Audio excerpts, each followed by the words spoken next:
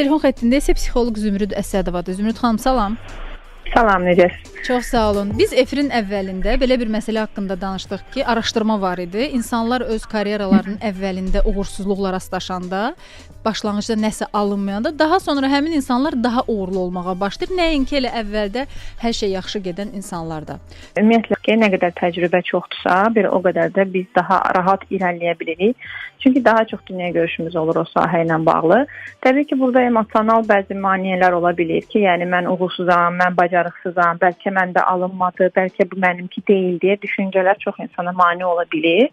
Amma burada əgər ətrafımızda təcrübəli insan varsa, onun təcrübəsindən yararlanmaq, məsələ dəstək ola bilir.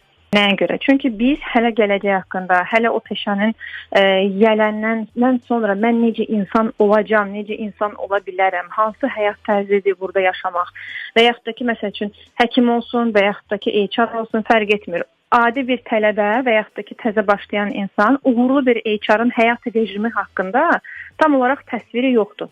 Amma onlarla danışanda artıq mən necə bir həyata adaptasiya olmalıyam indidən deyə özünə bir cavabları olur ki, o ona kömək eləyir. Bütün həyatını o rejimə uyğunlaşdıra bilsin. Məlumat almaq olsun, inkişaf olsun, hansısa təlimlər olsun, hansısa kitablar olsun. Bu artıq hansısa soft skillslər olsun, artıq məlumatlı olur ki, özünü necə formalaşdırmalıdır. Hə, bax, yaxşı bir məqamı əslində vurğuladınız. Burada da həmin o peşəkar olan insanlardan tələb olunur ki, yeni başlayan, hələ adı çox da tanınmayan insanlara qarşı bir qədər daha yumşaq olsunlar, onlarla söhbət etməyə açıq olsunlar. Yəni bəzən də onlar düşünə bilər ki, bu insan var. Və ya o elə biləcək ki, məsələn, sadəcə qarşısına qoyub hələ məsləhət verməyə, öz həyatı, çətinlikləri, uğurları haqqında danışmaqdan söhbət gedir də. Məncə yanaşma belə olmalı deyil, yəqin ki. Biraz bir dost kimi ya necəsə fərqli olmalıdır. Təbii ki, məcbur deyirlər, amma səbirli olmaqları daha yaxşı olar və eyni zamanda bəzən gənclərə sıxıcı olsa belə onların həyatları haqqında dinləmək, həmişə o hekayələri dinlədikdə özləri üçün faydalı nələrsə götürə bilərlər. Onsuz da o balans deyək də, o insan fikirlərini, həyatını bölüşəcək bir insanla danışmaq ona xoş olacaq və eyni zamanda bu ona xoş olduğu üçün də söhbətlərin içində gənc bir kadrda özü üçün hər hansı bir nəticə götürə bilər. Amma birbaşa məsəl üçün gəlib demək ki, mənə təcrübə lazımdır, mənə bilik lazımdır, mənə lazım olanları cavab verin, mən sonra çıxım gedim. Bu da onlara qarşı haqsızlıqdır.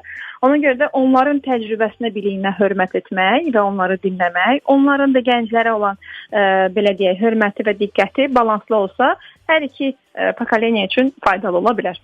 Hə, bu üsullardan biridir ki, sən uğursuzluqla qarşılaşanda yaxşı olar ki, həmin sahənin peşəkarları ilə danışasan. Daha sonra məsələn adam həyatında hər hansısa bir karyera həyatında bir uğursuzluq yaşayanda necə çıxmalıdır vəziyyətdən? Yəni psixoloqlar bunu necə şərh edir? Uğursuzluq deyə bir şey yoxdur. Həmişə təcrübə var və özünü daha yaxşı həmin situasiyanın içində tanımaq var. Yəni əgər mən bunu uğursuzluq kimi qiymətləndirirəmsə, mən sadəcə yetəri qədər ətraflı situasiyaya baxa bilmirəm. Və daha çox uğursuz nədir deyəndə insanlar öz emosional durumunu izah edirlər ki, yəni mən özümü yaxşı hiss etmirəm, mən özümü yetərsiz hiss edirəm və yaxud da ki, ehtiyaclarım ödənmir. Bu da daha çox emosional zəka ilə bağlı olur.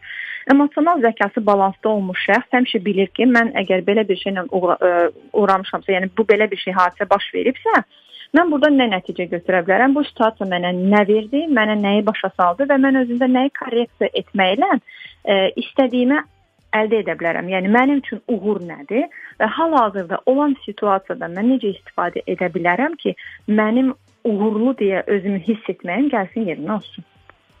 Aydındır. Təşəkkür edirəm efirə qoşulduğunuza görə Zümrüd xanım. Telefon xəttində psixoloq Zümrüd Əsədova idi. Biz onunla birlikdə uğursuzluq və Zümrüd xanım dediyim sadəcə təcrübə kimi də yanaşmaq olar. Bu halda necə davranmaq lazımdır, necə vəziyyətdən çıxmaq lazımdır, bu haqda qısaca danışdıq.